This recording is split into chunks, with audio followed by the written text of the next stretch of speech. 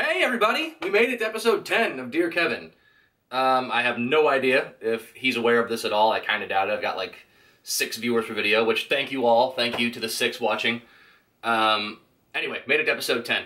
So I thought, since it's the 10th episode, and that's a big landmark for me, I'm pretty proud of myself. Even though it's a fairly small thing, I'm proud of the fact that I'm doing it. I thought that I'd do something a little bit different. Instead of just talking about a movie or a thing that Kevin Smith's done, or myself, or being sad, I would talk about, slightly, I'd open the scope a little bit. So, first of all, I thought I'd go ahead and restate the mission statement. I think I'm going to be doing these videos for a long time. I really love doing them. I think people like watching them.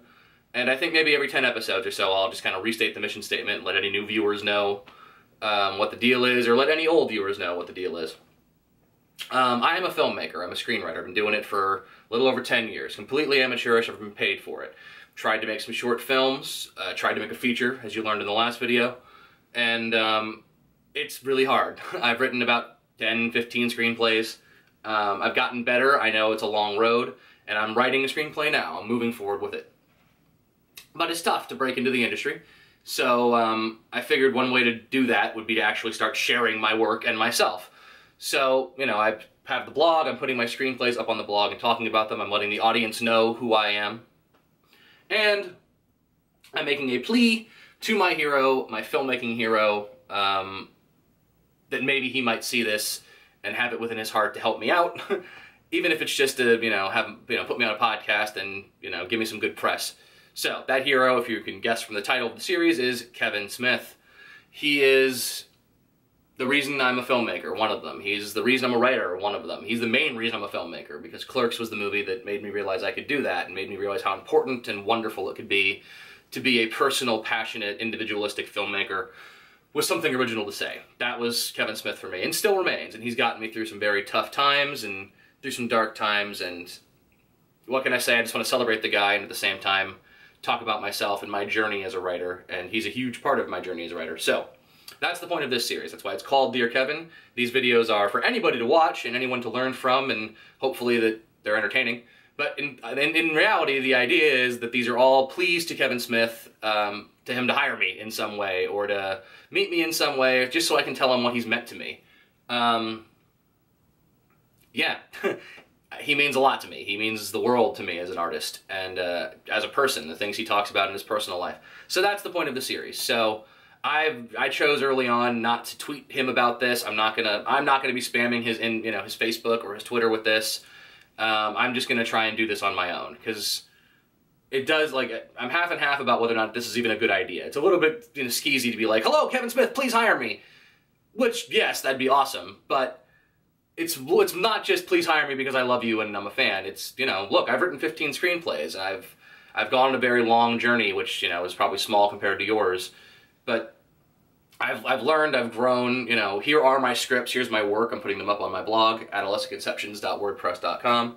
The idea is just for him to be aware that the work exists, because he's always talking about the next generation and, you youngsters and your movie makers. And I mean, that's what I want to be, that's who I am. I am part of the next generation of filmmakers. And frankly, I want to be a part of Kevin Smith's world. I think every filmmaker has somebody who gave them a leg up. A little bit of a good angel that helped them along. And I think Kevin would say right up front that without John Pearson and Bob Hawke, he never would have made it past, the IFFM or Sundance. What can I say? I mean, Kevin Smith's the kind of guy who I think should have a protege of sorts, and I'd like to be that guy. Beyond all that, I just want to share my work with anybody who's willing to read it. So that's the point of the series, and for this special episode, the 10th episode of Dear Kevin, I'm going to be doing my top 5 favorite Kevin Smith films. Now, going into this, I should say it's completely subjective. If my top 5 is different than your top 5, please don't get annoyed. I'm also not saying these are his best movies. For example, Red State is not on this list, and I think that's some of his best directing ever. I think that the gunfight in that movie is fantastic. These are just the ones that speak to me, my personal favorite. That being said, the list changes from time to time because of the kind of mood I might be in any given day, week, month, or year. As of right now, today, these are my top 5 Kevin Smith films, and I'll say a little bit about something little something about each one before wrapping it up and doing my Dear Kevin for the week. I do this every time. My Dear Kevin for the day. And that's the other part of restating the mission. For those who don't know, I always do a Dear Kevin letter, a plea directly to Kevin. Either at the start or the end of the video, I say something directly to Kevin Smith about what his movie meant to me, or something as a fan I wish he would do, or, you know, please hire me, signed George. So I'll be doing that at the end. So, without further ado, here are my top 5 favorite Kevin Smith films. No surprise, starting off with Clerks, the very first one. I think this movie drives him a little bit insane. I think that he wishes he could escape from it a little bit. I know he loves it and he's proud of it, and he, you know, obviously without it he wouldn't have the career and the life he has. But I think at the same time, there's a chunk of him that says, come on, I can do better than this. Why do you guys keep harping on my first work? It's in my favorite film list, Kevin, but it's by no means your best film. It's just, it has to be in there. There's so much good, fun stuff. I think it helped you and Quentin Tarantino change dialogue in movies because of the way you and your characters talk, and the way Quentin Tarantino's talk, I can't talk. Because of the way you and your characters talked, Kevin, and because of the way Quentin Tarantino's characters talked, I think you changed the way characters in television and movies talked. And that's huge. And more than that, it's the best movie ever made on early 20s, on weak and depression, and what the fuck am I going to do with my life? So, had to be in the list, and it's the one that started it all. So, number 5. Number 4, Clerks 2. I'm being very original here. This one I've gone back and forth with whether or not I like it better than the original or not. When it first came out, I was in high school and I was working at a burger joint.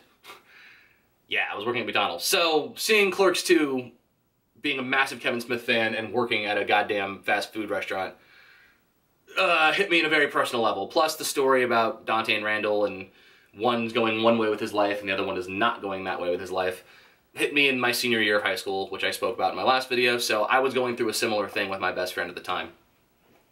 I think the dance sequence is majestic and wonderful and luminous. I think that the work you and Dave Klein did is, you know, directing and doing the directing. The visuals of the movie are lovely. I love that you did a, what do you call it? Digital intermediate to push the color down and make it seem muted and remind you of the first one. I love the transition in the opening from black and white to color, and I swear to God, I sometimes want to get a little teary-eyed at the end of the movie when it transitions back to black and white in the quick stop, and you pull back and reveal your mother there. Plus, personally speaking, as a fan of words and writing, and a fan of you, I think the jailhouse scene may be one of the best scenes I've ever read, or seen, or that you've ever written. Like, it's so fucking passionate, and those guys, you know, Brian and Jeff, delivered it so wonderfully. I love Clerks 2. I think it's fantastic, and I can't wait for Clerks 3. Woo! Number 3, favorite movie from Kevin Smith. Tusk, his most recent favorite film. This fucking movie, I almost put at number 2. If you haven't seen it, by the way, when I know that, like, right now the only reviewers are my friends, which, thanks, guys. Thanks for watching. Go watch Tusk. It's so fucking batshit weird and awesome and interesting. This is his most recent film, came out 2014. It's Justin Long, Haley Joel Osment, Michael Parks, aka the guy from the opening of From Dusk Till Dawn. Who else is in it? Ralph Garman's in it, bunch of, you know, people, but generally it's a bit of a two-hander with Michael Parks and Justin Long. Oh, and there's also a cameo from Johnny Depp that is just some of the best work he's done in a long time. Tusk, I don't want to spoil it, but, you know, at the same time, knowing what the movie's about going in won't really ruin it for you. Tusk is a horror movie, of sorts, about a dickhead, played by Justin Long, who goes to Canada and meets this old, reclusive, wheelchair-bound guy who has had an amazing life. And he starts telling Justin Long these stories, because Justin Long has a podcast, and he likes to take weird stories and put them on the air. So Michael Parks starts telling these fucking crazy long stories, these wonderful monologues that are creepy and strange and wonderfully written. And then Justin Long passes out, and when he wakes up, he's not the same as he was. And we get a little bit of a Saw or Human Centipede type movie from there on in. It's so fucking weird, but it's incredibly well made, it's incredibly creepy, and the idea of somebody finding their humanity by having their humanity taken away from them is, I think, a pretty deep one, and it's just got so many fucking weird, trippy moments. I can't not love this movie. It's also my favorite filmmaker deciding, fuck it, I'm gonna do something completely different and go that way. Like, it's the best left turn I can imagine. Like, I love Tusk. Go see it. Go watch Tusk. I've got it. You can borrow it. I can't wait for part 2 of his True North trilogy, his next Canada horror movie, Yoga Hosers, coming out soon. So that's number 3. Number 2, the movie I almost had Tusk, but instead I couldn't. I had to be true to my heart. I went with Dogma. Granted, Alan Rickman just died, and I just rewatched Dogma again for the first time in quite some time. But Dogma is brilliant. I can't believe that this movie was made for $10 million. I can't believe the cast that's in it. I can't believe the scope of it. And whenever I hear Kevin Smith make jokes about how he's not really a filmmaker and he just makes movies about, you know, people sitting around talking in convenience stores, I always want to take out this copy of Dogma and bitch slap him with it, because this is a movie about angels and demons and heaven and hell and God and the end of the world, and there's special effects and action sequences and this massive sprawling cast. It's a road movie. It's massive. And he pulled it all off for $10 million. Yes, there are moments where you kind of go, ugh, that could have been done bigger, or that seemed a little bit like, why didn't they do a second take? But again, $10 million. They had no fucking money. You know, the things they're doing are not the most commercial of, it's not the most commercial of content. This is not a Die Hard film, you know. This is a movie about faith and spirituality and belief and whether or not any of that's even a good thing. The performances are all fantastic. Alan Rickman, as stated, obviously my heart is with Snape, and even more so with, really? Hans, Jesus. My heart is with Snape, and even more so with Hans Gruber. But there's something about Metatron, the character he plays in this movie, and he's got a scene where he talks to the main character of the movie that is heartbreaking and beautiful and lovely. And if you ever wanted to see Alan Rickman walk on water and look fucking spellbindingly cool, this is the movie to do it. Matt Damon and Ben Affleck give some of their best performances. The boardroom scene where Affleck goes around telling everybody what their sins are is some of my favorite writing and directing Kevin Smith's ever done. George Carlin's in it, Chris Rock's in it, Linda Fiorentino's in it. It's a fucking really fun, ballsy, out there kind of movie. And I wish that he'd had $15 more million to do it. I wish he'd make another movie this big and ambitious again. I'm sure he feels like, fuck that, I got death threats, but I love this movie so much, and it had to be at number 2 on the list. Just for the sheer audacity of it, and how much of it is so fucking powerful and wonderful and funny. Plus, as you know, as someone who's raised Baptist and has been living his whole life believing in God, we all have doubts about whether or not our faith is the one that makes sense, our faith is the right one, if there even is a God. So this movie I always come back to it in those moments of crisis and wondering and all that good stuff. So, see Alanis Morissette play God. Dogma, number 2. And my favorite film from Kevin Smith used to be in my top 10 ever, but I haven't outgrown the movie, I've just outgrown the sentiment, because, let's face it, this is a movie about relationships, and I haven't had a relationship, so, yeah, doesn't speak to me too much anymore. This is, of course, The Wonderful Chasing Amy, the only Kevin Smith film to be on the Criterion Collection. I love this movie. I think a lot of people would agree that it's probably his best film. It's certainly most people's favorite films, I think. I mean, obviously, there's a huge chunk of his audience that's the dudes who smoke a lot of weeds. They're all about Mallrats and Jay and Silent Bob. But for the people like me who have a little bit of a deeper soul or whatever, nah, fuck that. People who smoke weed have souls. For people like me who look for something a little bit deeper in their movies, I should say, I think that Chasing Amy is probably everyone's real favorite Kevin Smith film. What it has to say about friendship and love is original and daring.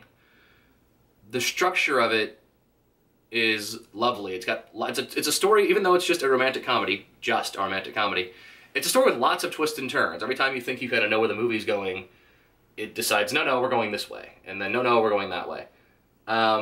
It's got some fantastic writing. The scene with Ben Affleck in the car where he tells Joan Lauren Adams that he's in love with her.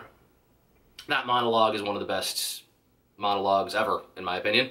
One of the best romantic monologues ever. One of the best monologues about friendship and what it's like to want to share your life with anybody for any reason, you know, romantic or otherwise. Jason Lee knocks it out of the fucking park as the best friend / idiot, Banky. Every single scene he's in, he just steals the fucking movie away. And it's not just a performance where he's like, hi, I'm going to be the funny one. He is that, but he's got some real pathos to him. And at the end of the movie, when everything has kind of come to a head, the thing that makes me tear up when I'm in the mood to tear up with this movie isn't the romantic guy-girl stuff. It's the best friends. It's their final moment. It's the look Jason Lee gives off camera after Ben Affleck walks away, where he's just kind of thinking about, that was my friend and I miss him. That's some profound shit. Plus, it has Kevin Smith delivering a fucking fantastic monologue. He always says he's not an actor. Bullshit. Kevin Smith's a fantastic actor. So, and you can, if you want evidence of it, just watch that one scene. Find it on YouTube if you want to be that guy. Watch the one scene in the diner with Jay and Silent Bob and Ben Affleck, where he tells the Chasing Amy story. I think it's some of the best acting he's ever done. It is the best acting he's ever done by far. But it's also just, it's one of, another one of those monologues that, as a writer, you carry with you and go, fuck, I hope I can write something that cool and funny and interesting someday. Yeah, so that's Chasing Amy. I love it so much. Those are my top 5 favorite Kevin Smith films, which, if, to recall, it was Clerks, followed by Clerks 2, followed by Tusk, followed by Dogma, and ending with, of course, the great Chasing Amy. So thank you again for sticking with me this long. I'll see you in another 10 episodes. I mean, I'll see you tomorrow with the next episode. But I'm having fun with this. So if you like it, please let me know. If you don't, let me know that too. Always good. And if you're in the mind to let Kevin Smith know about it, do that too. So this week's Dear Kevin is simply the same Dear Kevin I did in the very first introductory episode, which is, Dear Kevin, thank you so much for the films you've made. Thank you so much for the work you've done in books and podcasts and commentary tracks. They've gotten me through very dark times. They've inspired me to keep writing. They've inspired me to be a better person, to not be a shithead, which, I mean, granted, I would like to not be a shithead anyway, but there are moments where you think maybe I could be a shithead, and sometimes you're the reason why I don't be that shithead. Thank you so much, Mr. Kevin Smith, for the work you've done. Without you, I wouldn't be the writer I am. I wouldn't be the person I am. And I like the writer that I am, and I like the person that I am. So keep doing what you're doing, and someday if you should see these videos and you feel like, giving a young idiot a chance, I could be that young idiot. I could be the guy who holds you up in the esteem. Because to me, you're just as good as, not just as good as, you're up there with James L. Brooks. You're up there with Cameron Crowe. Like, you are the reason that a lot of people are into filmmaking these days. You're the reason that a lot of people have gotten through life. So, if you ever want a protege, if you ever want to meet a fan who's also not a fucking weirdo creeper and also has a shitload of screenplays, if you ever just want to do a solid to someone that you think might deserve it, and pass along one of my scripts to somebody you might know, I could be that guy. Also, if you just need a fucking assistant, I can do that too. I'm excellent. I can cook. I'm an excellent cook. Although you've lost a lot of the weight now, so fuck, I don't know what to do. I can walk around and keep you company and tell you how awesome you are while you're losing weight. Anyway, so thanks for watching again, and sincerely, George. Thank you for watching again all this time. This, again, seems like a very long video. Next time, I'll be talking more in depth about Chasing Amy, episode 11, the Chasing Amy episode. So I'll try and keep that one a little shorter, maybe. And yeah, that's it. And as Dave Mandel says at the end of the Clerks cartoon, thanks for watching.